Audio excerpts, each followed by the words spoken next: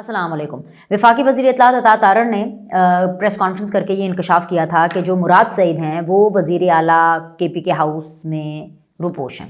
मान लेते हैं, सही कह रहे होंगे, बिल्कुल सही कह रहे होंगे। इसमें कुछ बैद नहीं है कि चीफ़ मिनिस्टर जो हाउस है खैबर पख्तूनख्वा का, वहाँ पर मुराद सईद क्या और भी बहुत से क्रिमिनल्स और भी बहुत से भगौड़े उनको मिलेंगे और जाहिर सी बात है सूबे ने उनको प्रोटेक्शन दी होगी।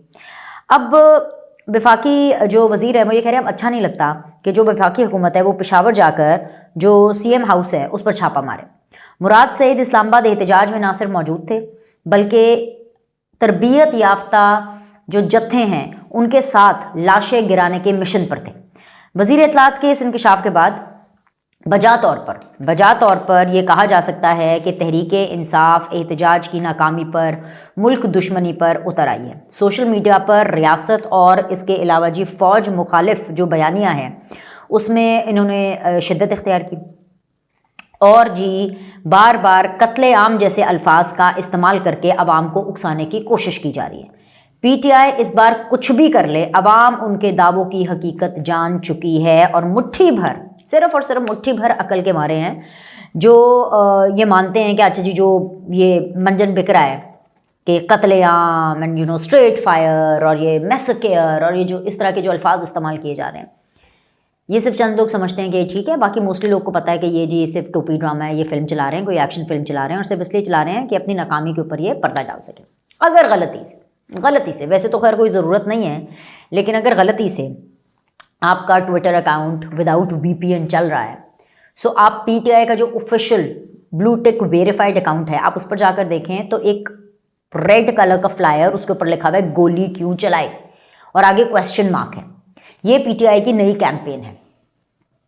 ठीक है भाई, वो पूछते रहें, ये ना बड़ी एक इंटरेस्टिंग सी सूरत हाल है, बड़ी मज़ेदार सी सूरत हाल है, ये मैं आपको बताती हूँ।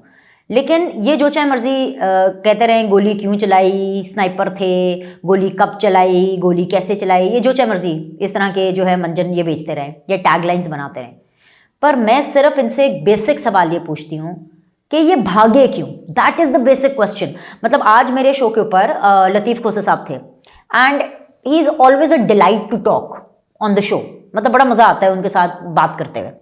लेकिन जब उनको मैंने शो में लिया, मैंने उनसे पहला क्वेश्चन भी ये किया, मैंने कहा कि लतीफ़ खोसा साहब, मतलब मेरे पास I have a good news and I have a bad news, और ये खबर मैं आपको भी दूंगी और यहाँ पे व्लॉग पे भी यही शेयर करूँगी कि गुड न्यूज़ फॉर खोसा साहब, जो कि मेरा सवाल था उनको कि भाई गुड न्यूज़ इज़ कि आपने कहा कि 278 बंदे मर गए PTI के, 278 एक तादाद है, तो ये कहकर के खोसा साहब तो एक सेंसेशन बन गए ना। लतीफ़ खोसा की बात कर रही हूँ।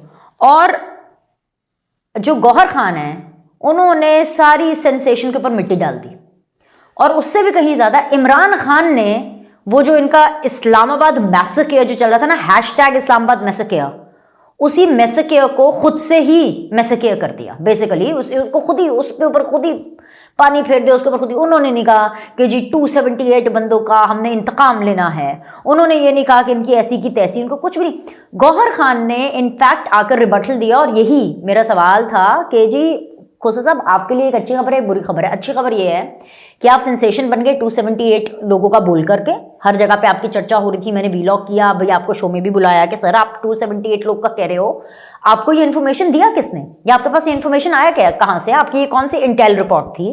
बिकॉज डेफिनेटली खोसा साहब सियासतदान तो हैं, लेकिन पॉइंट ये है कि खोसा साहब को क्या ये सिक्योरिटी इदारों ने दिया, IB ने दिया, इंटेलिजेंस ने दिया, पुलिस ने दिया, मतलब रेंजर्स ने दिया, या फिगर किसने दिया, उनकी पार्टी ने तो नहीं दिया, क्योंकि उनकी पार्टी का तो अलग अलग फिगर है। और आज ही बैरिस्टर गौहर ने जब गुफ्तगू की तो हम सबको बताया, मुझे बताया, मीडिया वालों को बताया बैरिस्टर गौहर साहब ने कि भाई हमारी तरफ से 12 लोगों की कैजुअलिटी है। हालांकि हुकूमत की तरफ से अभी भी अंडा जीरो, हुकूमत अभी भी इसके ऊपर कायम है कि एक बंदा भी नहीं मरा है, there is zero casualty. Again morally I personally feel के बोथ साइड से पुलिस एहलकार तो शहीद हुए, रेंजर्स के ऊपर भी गाड़ी चढ़ाई गई, ये बात बिल्कुल ओपन है, क्योंकि उनके जनाजे हुए, उनके जनाजों पे आर्मी चीफ गए, उनके जनाजे के ऊपर प्राइम मिनिस्टर गए, and we saw it, right. But दूसरी तरफ अगर किसी एक का भी चाहे उसका ताल्लुक पीटीआई से हो, चाहे वो कितना ही गुमराह क्यों ना हुआ हो, चाहे वट एवर, बट अगर उसका ताल्लुक बेसिकली पीटीआई से और अगर एक शख्स भी मारा गया है तो ये मैं समझती हूँ कि नहीं होना चाहिए था, बट ऐसा हुआ नहीं है। और क्योंकि ऐसा नहीं हुआ है सो अब मच जेल भी तैयार हो रही है, और क्योंकि ऐसा नहीं हुआ है तो इसलिए 96 लीडर्स के वारंट भी जारी किए गए हैं, और क्योंकि ऐसा नहीं हुआ है इसीलिए इमरान खान का सॉफ्टवेयर खुद ब खुद ही अपडेट भी हो गया है, और क्योंकि ऐसा नहीं हुआ है, ठीक है, तो अली मोहम्मद खान की ऑडियो भी लीक हो रही है, और क्योंकि ऐसा नहीं हुआ है तो उनकी दूसरी ऑडियो भी लीक हो रही है, और क्योंकि ऐसा नहीं हुआ है तो इसीलिए पार्टी के अंदर टूट फूट है, इसीलिए पार्टी के अंदर प्रॉब्लम हो रही है। कभी जो बहन है रुबीना वो आकर के बोल रही हैं कि जी जो ये मिशेल यूसुफजई है ये तो फरागोगी है, और बुशरा बीबी की फरागोगी है जो मिशेल यूसुफजई है केपीके के अंदर, और इसीलिए अली मोहम्मद खान बोल रहे हैं कि भाई जब इमरान खान ने नहीं बोला था कि हमने डी चौक पर जाना है, और जब इमरान खान ने सिर्फ संजानी का बोला था तो फिर बुशरा बीबी ने क्यों हमें टी चौक के पीछे लगाया। ये ऑडियो लीक हुई, उनसे पूछा गया, उन्होंने कहा जी मैं इस ऑडियो को ऑन करता हूं, अली मोहम्मद खान साहब इस ऑडियो को ऑन भी कर रहे हैं, मगर बेसिक क्वेश्चन ये है कि गोली क्यों चलाई, हैशटैग और सवालिया निशाना बना रहे हैं जो कि गोली नहीं चली, आप भागे क्यों। मैं तो पिछले 4 दिनों से यही वीलॉग कर करके थक गई हूं कि भाई ये भागे क्यों, इतना डर किस बात का लग गया था। प्रॉब्लम क्या होती है कि अली अमीन गंडापुर जिनको 26 नवंबर को अपने ही कारकुनों के हाथों रुस्वा होना पड़ा, जिन्हें वॉशरूम तक जाने की इजाजत ना थी, जिन्हें बोतलें जो हैं वो मारी गई, उन्हें गालियां दी गई, उन्हें इस्लामाबाद पुलिस से डर कर अपने कंटेनर की बत्तियां बुझाकर चोरी छुपे भागना पड़ा, वही गंडापुर जब अपने घर पहुंचते हैं तो शेर हो जाते हैं। अब मुझे बताएंगे कौन भला अपने घर में शेर नहीं होता। उन्होंने खैबर पख्तूनख्वा असेंबली में मोर्चा संभाल लिया और जी एक मुनज़्ज़म साजिश के तहत फौज मुखालिफ तकारीर करके अपने आकाओं को खुश किया। अब इसके ऊपर जो वजीर दिफा है ख्वाजा आसिफ, उन्होंने पीटीआई के इरादे भांपते हुए कौम को यह खबरदार किया है कि पाकिस्तान के दुश्मनों ने यह ख्वाब देखा है कि जी खैबर पख्तूनख्वा को पाकिस्तान से अलग किया जा सके, और इस साजिश की सियासी सहूलतकार पाकिस्तान तहरीक इंसाफ है। पीटीआई की जानिब से फौज मुखालिफ मुहिम का वजारत दाखिला ने एक बार फिर मुंह तोड़ जवाब दिया है और कहा है कि तहरीक इंसाफ के एहतजाज के दौरान एक जो है पाक फौज का पुरतशद्दुद मुजाहिरीन से कोई बराहे रास्त टकराव नहीं हुआ। मैं आपको पहले भी बता रही थी अपनी वीडियो में, अब भी बताऊंगी कि जो ऑपरेशन किया गया that was not done by the फौज। अपेरेंटली जो क्लेम किया गया कि जी हम ऑपरेशन कर रहे हैं, और वो ऑपरेशन जो क्लीन अप था वो ये वाला ऑपरेशन ही था कि जो गोलियां निकाल के आप डायरेक्ट फायर करें, ठीक है, बंदूकों वाला कोई ऑपरेशन नहीं था। और सबसे इंपॉर्टेंट चीज कि मसला ये आ रहा था कि खैबर पख्तूनख्वा से ये जो लोग आए थे जिनको अली अमीन गंडापुर और पिंकी पीर ने अपने साथ लेकर आए हैं, इनके पास ये जो जदीद लेवल का जो ऑटोमेटिक किस्म का और ये जो हाईटेक किस्म का असला था जो कि प्रोफेशनल तरीके से इस्तेमाल कर रहे थे, ये असला कहां से आया और वो लोग कौन थे जो चला रहे थे, बिकॉज डेफिनेटली वो अफगानी थे, वो दहशतगर्द थे जिनको ये अपने साथ लेकर के आए हैं। तो 1500 शरपसंद बराह रास्त मफरूर इश्तिहारी मुराद सईद के मातहत काम कर रहे थे, जिन्होंने अस्करियत पसंदाना हिकमत अमली के तहत कानून नाफिज करने वाले एहलकारों पर हमला किया। पुरतशद्दुद मुजाहिरीन से 18 खुदकार हथियारों समेत 39 मोहलक हथियार बरामद हुए, और जी पकड़े गए शरपसंदों में 3 दर्जन से जायद गैर मुल्की उजरती भी शामिल हैं। पुराने क्लिप्स और एआई की मदद से बनाए गए क्लिप्स वायरल करके अब रियासत मुखालिफ प्रोपेगेंडा किया जा रहा है। वजीर आजम ने इस प्रोपेगेंडे का नोटिस लेते हुए इन अनासर की शनाख्त के लिए जो चेयरमैन पीटीए हैं उनकी सरबराही में एक 10 रुकनी ज्वाइंट टास्क फोर्स कायम कर दी है। इस ज्वाइंट टास्क फोर्स में कौन कौन होगा, जरा दिल थाम के और गौर से आपने सुनना है। इसमें ISI होगी, इसमें MI होगी, इसमें FIA है, इसमें इस्लामाबाद पुलिस है, इसमें वजारत इत्तलात और वजारत दाखिला के अफसरान शामिल हैं, जो 10 दिनों में अपनी रिपोर्ट वजीर आजम को पेश करेंगे। अवाम अब क्योंकि जान चुकी है कि पीटीआई की इस रियासत मुखालिफ प्रोपेगेंडे को छुपाया जा सके, पीटीआई जो है वो उनके जो लोग हैं वो समझ गए हैं कि क्योंकि फेल हो गए हैं, सो लिहाजा जो रियासत मुखालिफ प्रोपेगेंडा है उसको जो है एक मकसद के साथ जो है आगे लेकर के जा रहे हैं। पीटीआई के किसी भी रहनुमा से आप सवाल पूछें कि 26 नवंबर को बुशरा बीबी और अली अमीन गंडापुर कारकुनों को छोड़कर भागे क्यों थे, अंधेरे में क्यों भागे थे, दुम दुबाकर क्यों भागे थे, लोगों को इतना इश्तियाल दिला करके इतनी अन्नी मचाकर क्यों भागे थे, तो आपको जवाब एक ही मिलेगा, यानी कि सवाल गंदुम जवाब चना। ये होता है कि जी हमारे सैकड़ों कारकुन कत्ल कर दिए गए हैं। अब ठीक है आपने मीडिया को नहीं बताना, लेकिन जो अपने इन कारकुनों का तो आप लोग पता कर लें जो कि 26 नवंबर से अभी तक, जब तक मैं आपसे मुखातिब हूं, वो अभी तक जेर हिरासत है। 4 दिन हवालात में गुजारने के बाद उनके तो होश ठिकाने आ गए, वो जो सारा इनकलाब है ना वो निकल चुका है। और वो दुहाइयाँ दे रहे हैं कि उन्होंने जो खैबर पख्तूनख्वा की क़यादत के कहने पर इस्लामाबाद जाने का फ़ैसला किया और फिर इस्लामाबाद में उनकी जो खैबर पख्तूनख्वा की क़यादत है उनको छोड़कर भाग गई है, तो वो जो लोग ज़ेरे हिरासत हैं वो अब तौबा कर रहे हैं। वो कह रहे हैं तौबा तौबा तौबा, आइंदा हम कभी इनके कहने पर नहीं निकलेंगे, पीटीआई के किसी एहतजाज में हम शरीक नहीं होंगे। सिर्फ कारकुन ही नहीं बल्कि सीनियर रहनुमा भी बददिल हो चुके हैं। अली मोहम्मद खान की बैक टू बैक 2 ऑडियोज़ आई हैं कि जी बुशरा बीबी ने बानी पीटीआई के मुकाबले में अपना हुक्म जारी क्यों किया। सवाल उठा रहे हैं कि एहतजाज का ऐलान जो है वो अलीमा खान के बजाय चेयरमैन गौहर खान ने क्यों किया। वो तो कहती थी कि जी सबसे कम मौरूसियत हमारी जमात में है, बल्कि हमारी जमात में तो मौरूसियत है ही नहीं, तो फिर अलीमा खान ने क्यों ऐलान किया। उधर कासिम सूरी का तो मैं आपको हवाल बता ही चुकी हूँ, जो कि बेसिकली सर्टिफाइड आइन शिकन हैं। उनको उनकी पार्टी के जो बैरिस्टर सैफ हैं उन्होंने झूठा करार दिया था। मैंने आपको बताया था ना, अगर ये जो मैंने पिछली वीडियो की थी उसका मैंने बताया था कि वो क्या ट्विटर के ऊपर जो है वो ढेर सारी लंबे लंबे झूठ छोड़ रहे हैं कि जी जेल में भी नहीं है और अडियाला में भी नहीं है और पता नहीं क्या सुंघा दी और क्या खिला दी और खान पागल हो गया और पता नहीं क्या हो गया, दिमाग उसका आउट हो गया। सो बैरिस्टर सैफ ने कहा कि झूठ बोल रहे हैं जो कासिम सूरी है, और कहा कि जी ये एक अहमकाना बात है और बानी पीटीआई जो है वो अडियाला जेल में है और बिल्कुल ठीक ठाक है। नंद भाभी की भी जो लड़ाइयाँ हैं वो अपने उरूज पर हैं। बानी पीटीआई की जो बहन है वो रुबीना के बारे में आपको पहले बता चुकी हूँ, उन्होंने जी नई फराग होगी के बारे में बता दी है जो खैबर पख्तूनख्वा की है।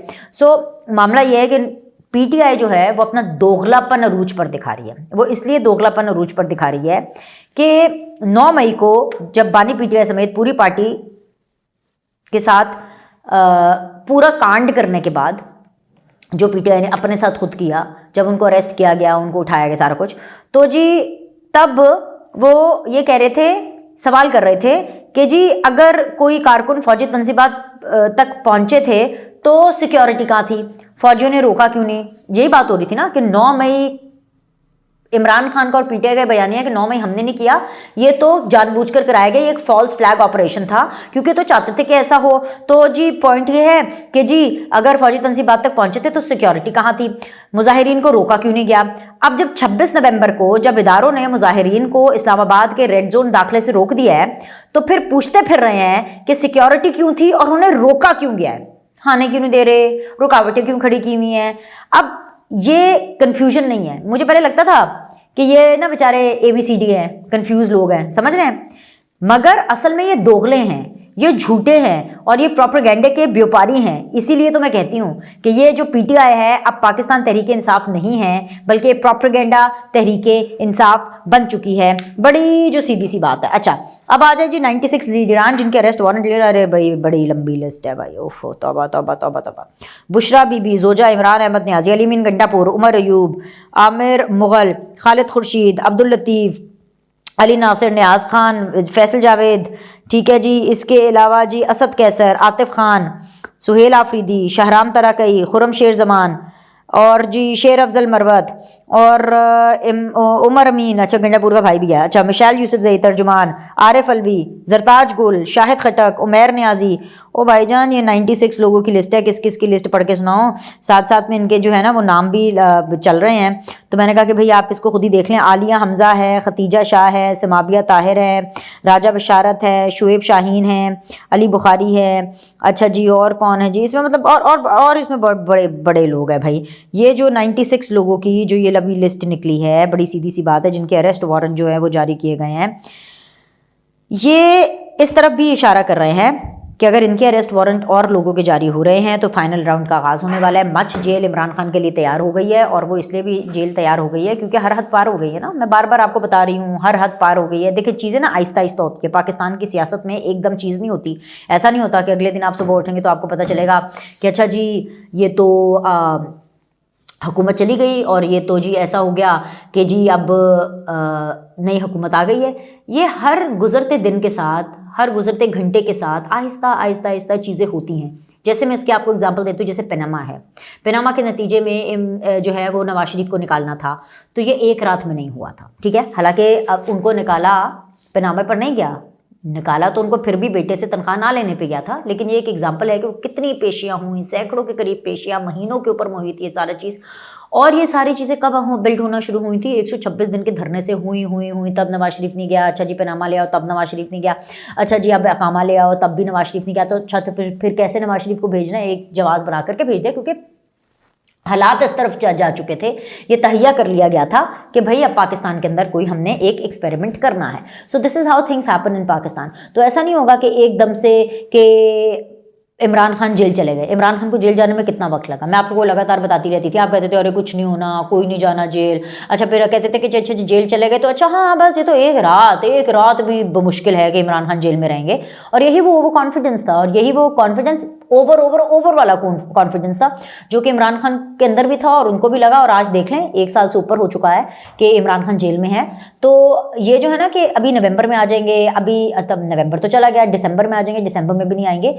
इमरान खान की जेल भी लंबी हो गई है और बल्कि अब उनकी जेल शिफ्ट भी होने वाली है। और आने वाले चंद दिनों में आप देखेंगे कि उनको मच जेल में, कुछ बैद नहीं है भाई, कुछ बैद नहीं है कि उनको मच जेल में वो जो मिर्ची वार्ड है ना वहाँ पे उनको शिफ्ट कर दिया जाए। ठीक है, बस फिर जब ऐसा होगा तो बस उनको ये कहना कि हूँ ना राम जे, या फिर ये कहिएगा कि घबराना नहीं है, क्योंकि यही उनका पॉइंट है कि आपने घबराना नहीं। वो अलग बात है कि एक फायर की आवाज़ सुन के घबरा जाते हैं, वो एक अलग बात है कि हल्की सी ऊंची आवाज़ सुन करके घबरा जाते हैं, वो अलग बात है कि उनकी पार्टी का एक बंदा जो कि लतीफ़ खोसा है, उनका बहुत फेवरेट है, मतलब आई रियली रिस्पेक्ट लतीफ़ खोसा साहब लॉट, लेकिन इमरान खान साहब तो उनको हमेशा गंजा ब्रोकर ही कहा करते थे until unless he became a part of his own party which is PTI। वैसे खोसा साहब ने भी सही किया, क्योंकि इमरान खान उनके बारे में इतनी बात करते थे गंजा ब्रोकर। जब तक इमरान खान उनके घर चल करने गए, खोसा साहब ने भी जो है ना अपना आशीर्वाद उनको नहीं दिया। सो जो लतीफ़ खोसा साहब हैं वो 278 कह रहे हैं, गौहर खान 12 कह रहे हैं, इमरान खान एक भी नहीं कह रहे। इमरान खान कह रहे हैं कि भाई सॉफ्टवेयर अपडेट ठंडे ठंडे होकर खाओ, कोई एहतजाज नहीं, कोई कुछ नहीं, अब इनसे बातचीत करो। सो बेसिकली वो दोबारा एक दफ़ा वो बातचीत और मुज़ाकरात का मंजन बेचना चाह रहे हैं, लेकिन वो मंजन बिकना नहीं है। ठीक है, अभी के लिए इतना ही। आप लाइक करें, सब्सक्राइब करें, आपसे अगली वीडियो में मुलाकात करते हैं।